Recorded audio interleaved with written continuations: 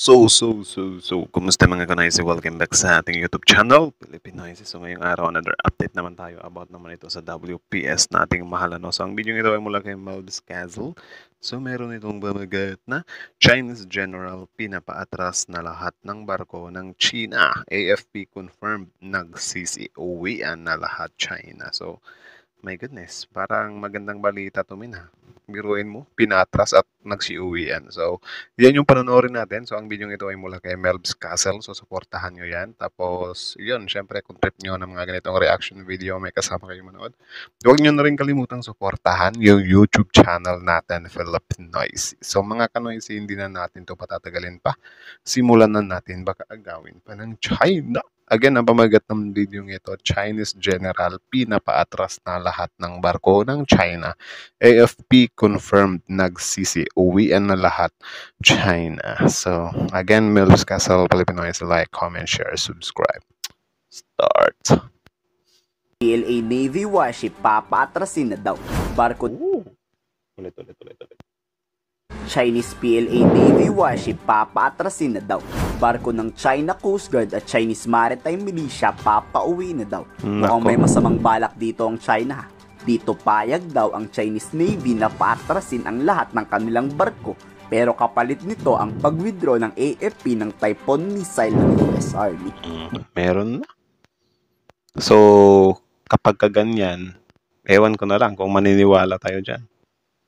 Kasi, my God, papaatrasin nila yung mga barko nila kapalit ng pag-withdraw ng Typhoon missile. Kapag ka na-withdraw na yung Typhoon missile, wala na. Free na silang pabalikin yung mga barko nila dyan.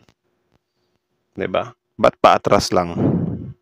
Dapat ang sabihin ng China, kapag i-withdraw ng Philippines yung Typhoon missile dyan, hindi na namin aangkinin yung WPS. Dapat ganun yung deal. Hindi yung papaatrasin yung barko. Tapos kapag na-withdraw na yung Typhoon missile, pababalikin na naman nila yung barko. Tapos tayo, mahihirapan na tayo magpabalik ng Typhoon missile kasi, hassle na. Nako. Mukhang patibong to ng China.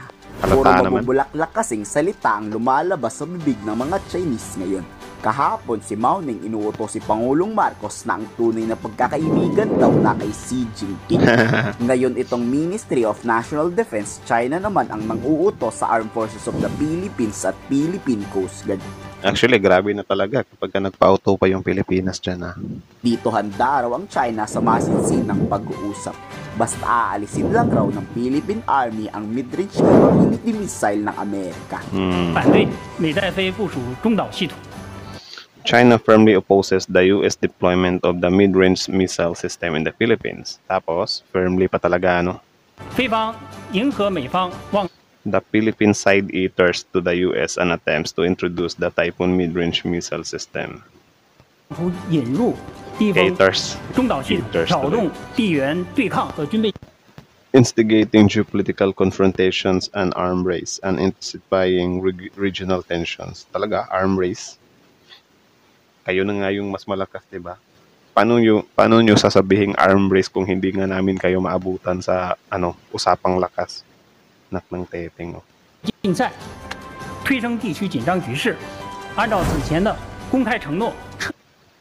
Remove the mid-range missile system as publicly promised and previously. Actually, hindi naman nag-promise yung Pilipinas. Kayo lang naman yung puro pananakot . And stop jeopardizing the security interest of the region, countries, and peoples. Talaga ba? This will never work. China urges the Philippines to immediately change course and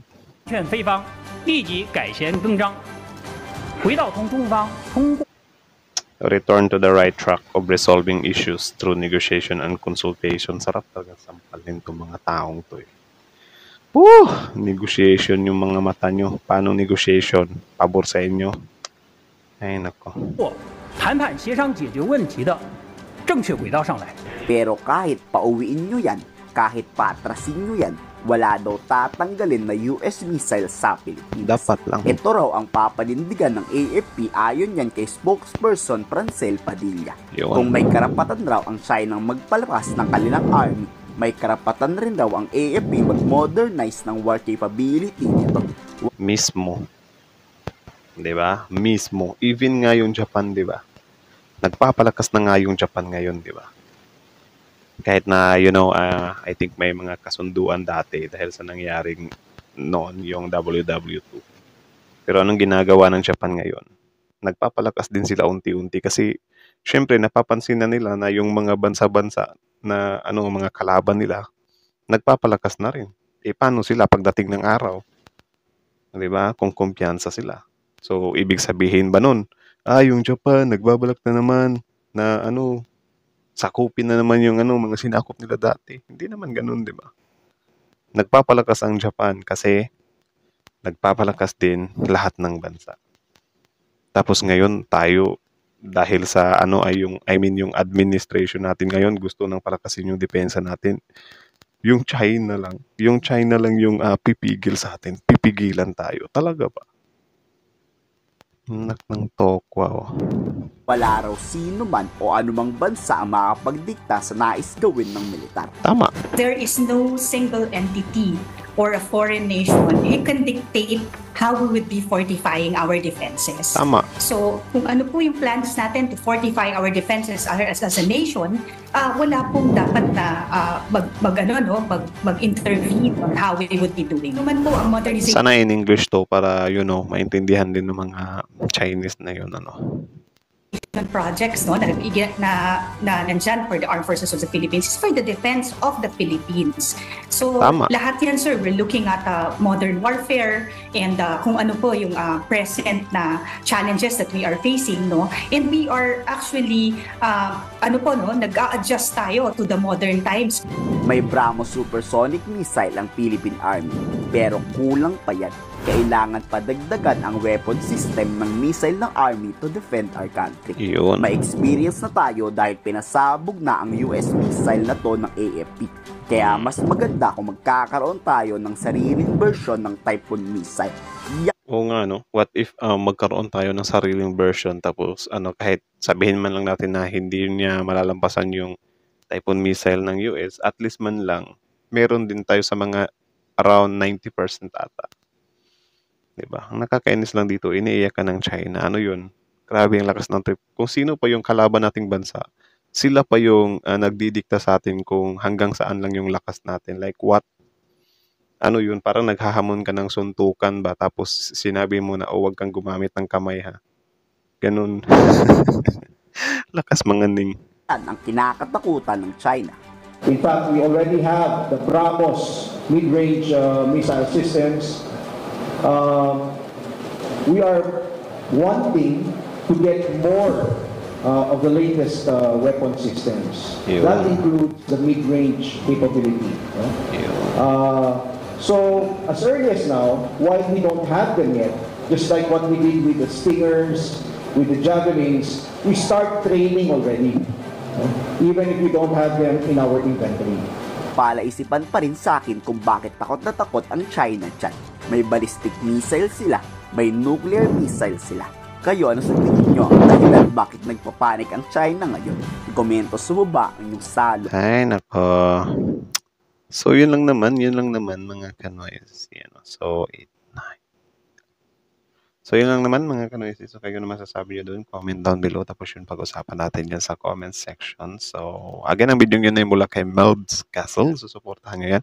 Original video link in the description box below. Panoorin nyo rin yan. I-subscribe nyo rin. Tapos syempre, bago nyo iwan yung YouTube channel natin, huwag nyo na rin kalimutang suportahan yung YouTube channel natin. Like, comment, share, subscribe. So, kita nyo naman yun, men. Kung ganun lang yung kasunduan na parang, hey, Philippines, i-withdraw nyo yung suporta, yung missile na yan, whatsoever, kapalit ng paalisin namin yung mga barko namin dyan or i-withdraw namin yung mga barko namin dyan, wag na lang. Diba? Kasi anong klaseng kasunduan yun? Diba? Anong klaseng kasunduan yun na pwede nilang ibalik agad? Diba? Yung mga barko nila after na ma-withdraw yung mga missile na kinakainggitan nila. Diba? Grabe na lang talaga. Uto-uto na lang siguro talaga yung bansa kapag naniwala pa ng ganun. Pero kung sabihin ng China na parang, sige, i-withdraw nyo yung missile ng Amerika dyan. Tapos hindi na namin pakikialaman yung WPS ninyo. Yun. Goods yun, goods. Tatanggapin natin yun. Tapos syempre, dapat may kasunduan. 'Di ba? May pirmahang maganap para naman if ever na hindi sumunod yung China, wala. Agrabyado sila. Pero I think malabo yung mangyari and hindi papayag yung China dyan. Tapos, yun, nakakainis lang din. Ay, nako. Bahala na talaga sila, men. Kung ano-ano na lang kasi yung nila Kung ano-ano na lang yung mga kondisyones nila like, minsan nakakainis lang din kasi sila na, kung sino pa yung pinakamalakas na bansa sa pandagat, sila pa yung takot na, magpalakas yung mga bansang binubuli nila. Di ba dapat confident sila kung sobrang lakas nila? Kasi sabihin natin na, sige, mga ilang porsyento ba yung Philippines itself versus China? Mga ilang gap ba? 100/1? Yung gap ng depensa ng Pilipinas. Tapos ayaw man lang nilang umakyat tayo sa 2, 3, 4. Di ba? Alam niyo yung ganun na parang, grabe. Pero para sa akin, hindi naman talaga nakapokus yung China sa pagpapalakas ng Pilipinas or hindi talaga sila totally takot sa, halimbawa ganyan, yung Typhoon missile ng US dyan, hindi sila totally takot sa Pilipinas, kundi takot sila na, yun nga, yung mga maliliit na bansa, sinusuportahan ng malaking bansa like ng US. 'Di ba? And ayaw ng China yung ginagawa ng Pilipinas na palagan sila. Kasi nga naman, lahat ng mga maliliit na bansa na binubuli nila, pwedeng tayo yung sundin 'Di ba? Pwedeng gumaya din sila sa atin na grabe, pumalag nga din yung Pilipinas. Hindi, actually, maraming bansa ang pumalag sa China. Tayo lang talaga yung Pilipinas yung, takot or, yung mga kababayan natin na mga pro-China yan. 'Di ba? Nagpapalaganap sila na ganyan, kawawa daw tayo, hindi daw natin pwedeng kontrahin or whatsoever.